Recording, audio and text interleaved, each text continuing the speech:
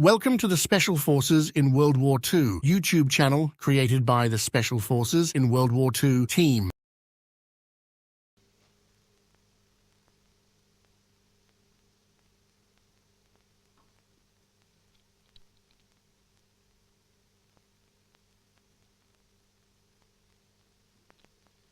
The Human Torpedo, or Chariot, as it is officially termed, is self-propelled and has a crew of 2.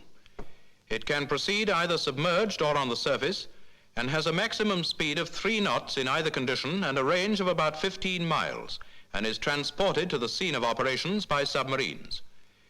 It carries a charge in the form of a warhead which can easily be detached.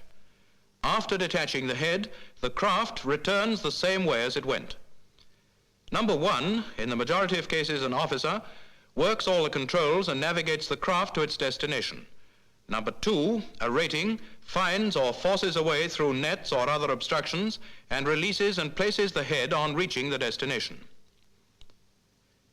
The Chariot, built of non-magnetic steel, is in 3 main parts: the detachable head, the forebody, the afterbody.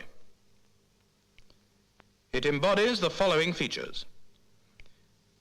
The explosive head contains 650 pounds of minol, is secured by a quick release mechanism, and has a time clock fuse. A forward trim compartment, control panel, seawater valve, S&D control, main motor control, seat for number 1, battery compartment, ballast tank, and tank vent. Seat for number 2, locker, controller, air reservoir, pump and pump regulator, motor, belt drive, after trim compartment, hydroplanes, and rudder.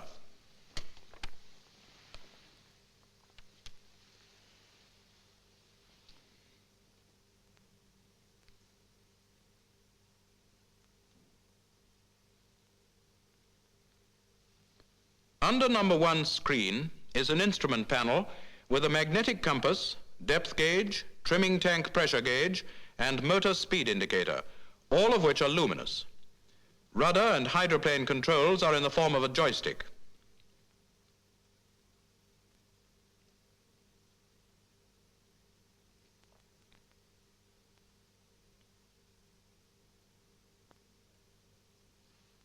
The main motor and pumps are worked by simple rotating switches. The motor has 4 forward speeds. Each man wears a suit of light waterproof material which completely covers him. Entrance is through a small rubber opening in the front. The diver gets into the suit feet first, has it pulled up over his shoulders, and then draws the headpiece down over his head so that his face fits correctly into the facepiece.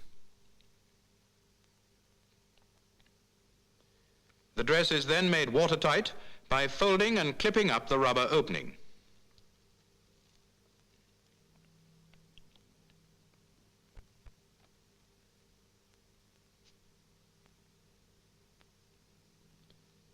Next, the oxygen breathing apparatus is strapped on.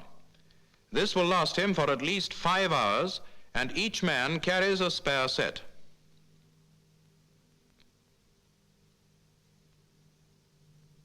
Having connected up the breathing tube, the weight-carrying harness is strapped on. The eyepieces are inserted, and the diver is ready to get into the water to empty his suit of air.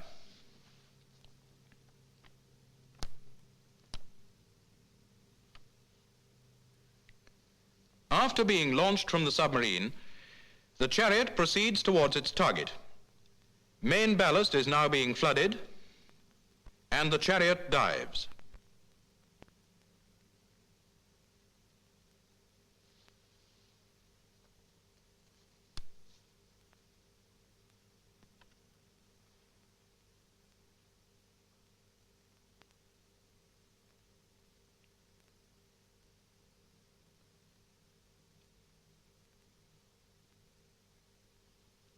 They are now surfacing, using the planes only whilst at full speed. Some wash is made just before breaking surface, but to show that this is not necessary, the craft will dive again and surface at slow speed.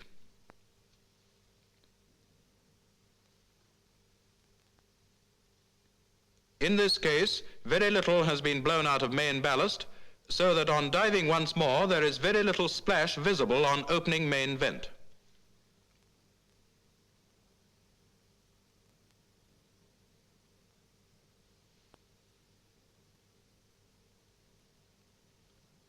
When close in, the crew would look around like this.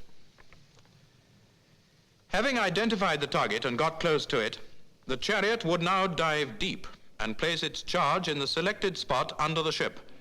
But for the purpose of this film, we will show the charge being placed on the waterline.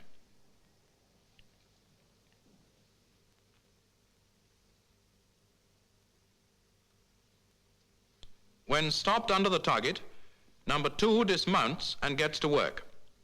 He decides to secure the explosive head to the ship by magnetic holdfasts. A line has previously been attached to the head. Having done this, he releases the head and gets back to his seat, ready for the getaway, which would of course be made underwater.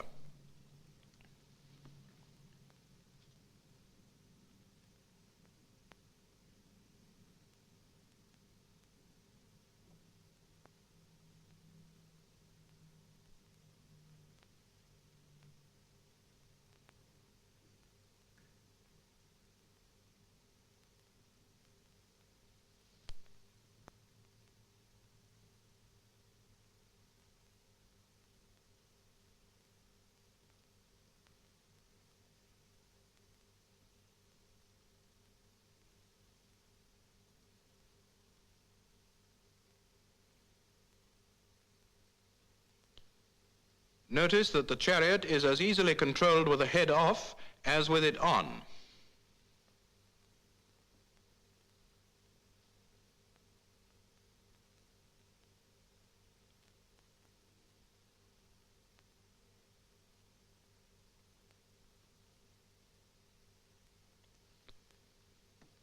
Chariots will endeavor to return to the submarine on completion of the attack.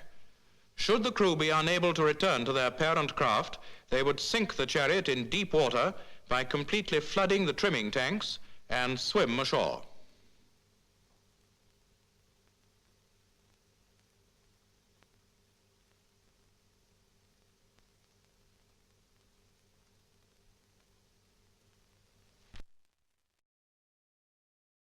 Thank you for watching the Special Forces in World War II YouTube channel, an unwavering digital fortress committed to preserving the history of elite and specialized units in World War II.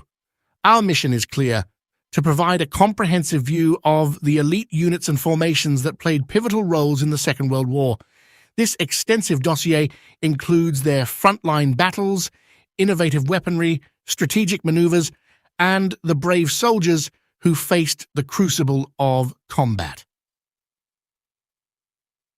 The World War II SOF Virtual Museum is our dynamic field operation, continually uncovering layers of historical knowledge. We also maintain outposts on Facebook, Instagram, and YouTube to enhance our information dissemination. If you possess relevant intelligence to support our mission, don't hesitate to share it with us. Your contributions will be prominently featured in our operational archives. For those willing to provide substantial support, visit our Patreon forward base and enlist. Your backing is crucial to sustaining our mission. Together, let's carry forth this legacy.